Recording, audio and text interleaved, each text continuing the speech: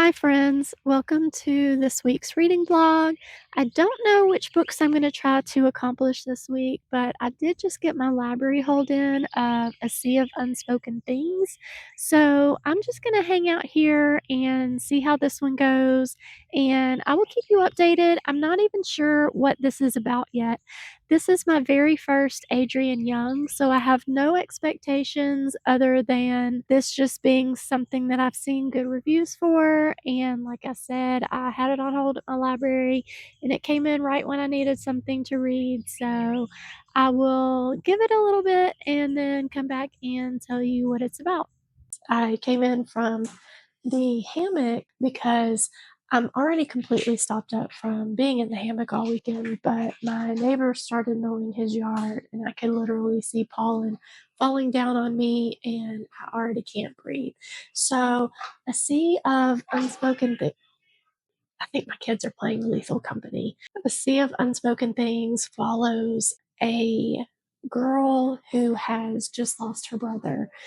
I believe they are twins, and she felt his death the day before she was told he died. And she feels like she also felt like somebody was there with him, watching him bleed out and die. So she's going home, and I'm assuming she's going to try to solve the mystery of who killed her brother or what really happened. I owe you some updates, so let's start with A Sea of Unspoken Things first. I finished reading A Sea of Unspoken Things, and I did enjoy it.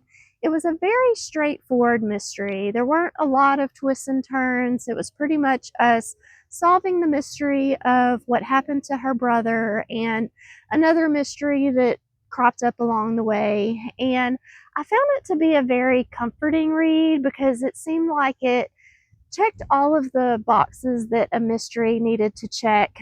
But on the other hand, it didn't really do anything new or surprising. It's not one of those books that I'm going to be trying to get in the hands of everyone else.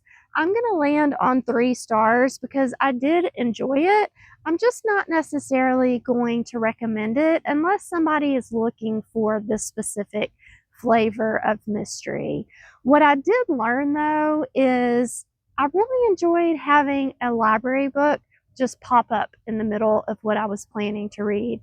So I think I'm going to try to do that more. I tend to use my library to get audiobooks so I can tandem read or go back and forth between what I'm reading with the audio. So my library does often set what I'm planning to read, but I don't just get an ebook and go with it.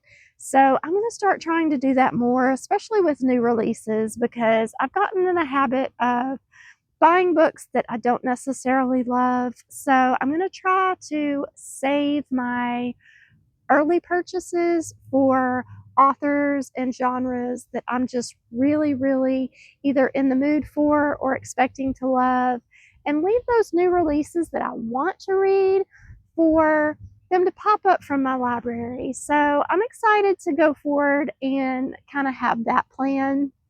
But speaking of books that pop up, I was at Barnes & Noble and I saw This Is How You Lose the Time War on their 50% off sale table. So I got this, and I got the first Emily Wilde's Encyclopedia of Fairies. So as soon as I finished reading A Sea of Unspoken Things, I started reading This Is How You Lose the Time War. I'm going into this completely blind. All I knew is that it did deal with time travel in some way. I'm only 25% into it so far, and this is a weird book. I can't really say what the plot is, but I can say that we are following 2 points of view, and these characters are time travelers in the midst of some kind of time war where they're going back in history and pretty much decimating humanity. And one of the characters is named Red, and one of the characters is named Blue. And as they're going through these strands of time, they're leaving letters for one another. And they're leaving them in a way to where they're not planning for there to be evidence left behind that they're communicating with each other. And I don't know the plot, and I don't know what's going to happen. I'm going into this one very blind. So far, I can't tell where this one's going to land, but I think having read Piranesi and expecting a similar experience with this one as I had with Piranesi, where everything doesn't come together until the end, and I don't really know how I feel until the end. I'm okay with going on this journey. So that's basically what I'm doing right now. I'm going on this journey and hoping to discover what I can. It's a very odd book, but it's enjoyable in a weird way. I will say that I am surprised at this point how many people love this, just because I don't know what's going on. But that makes me excited, feeling like I am going to wind up having this one as a favorite because so many people like it, and it is confusing at this point. So hopefully I will get to read some more of this tonight, and I will give you an update.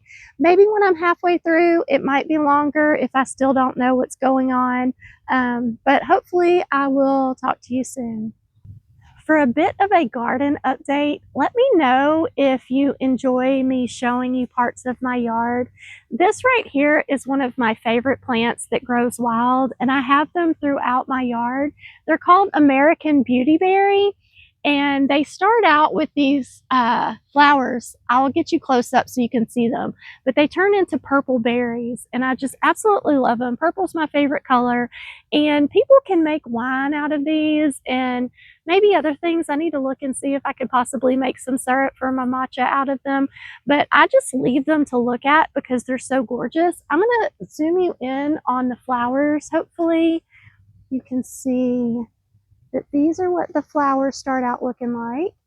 And hopefully soon I can show you what the berries turn out to be. They're just a really neat plant, and they get really big. And like I said, I have them throughout. I have a really big bush behind where my hammock normally goes, so I'll have to show you that. Hopefully this weekend I'll be spending some time in the hammock.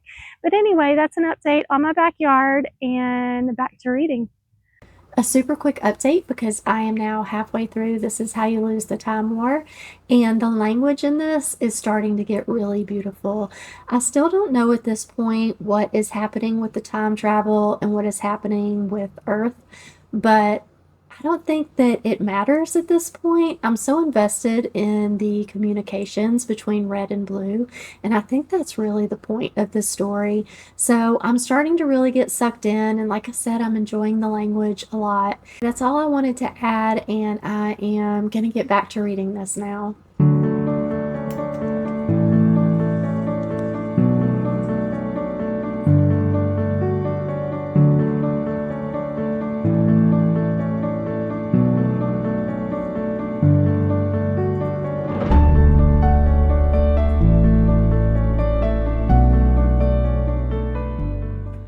I'm almost 75% in now, and I've been obsessed for a little bit now. And I'm also really worried. I'm really hoping this book does not break me. It's starting to get a little bit tense, and I'm really enjoying it. So I wanted to pop in and say the more I'm reading, the more obsessed I'm getting with the story. And I'm definitely going to stay up and read this tonight, and I will let you know my thoughts when I get to the end. Hopefully, I will still be in one piece.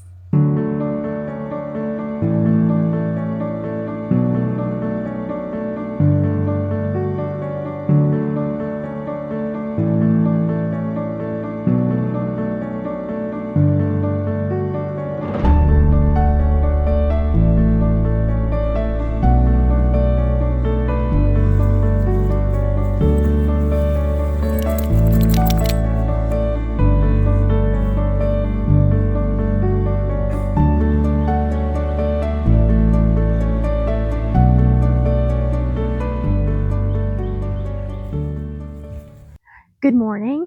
It is bright and super hot outside, so I'm trying to get some shade underneath this tree. I did finish This Is How to Lose the Time War, and it is a lot how I thought, that it was more about the experience, but the language was so beautiful. I did highlight several quotes that were dealing with the connection that forms between red and blue, and I think I'm going to wind up rating this a 4. It may change at the end of the year if this winds up on my favorites list because I am really glad that I read this and I did enjoy it.